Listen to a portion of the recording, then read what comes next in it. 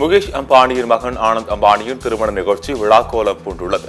முகேஷ் அம்பானியின் மகன் ஆனந்த் அம்பானியின் திருமண நிகழ்ச்சி இன்று தொடங்கி 14ஆம் தேதி வரை மும்பையில் நடைபெறவுள்ளது. 3 நாள் திருமண நிகழ்ச்சியை ஒட்டி மும்பை மாநகரம் விழாக்கோலம் பூண்டுள்ளது.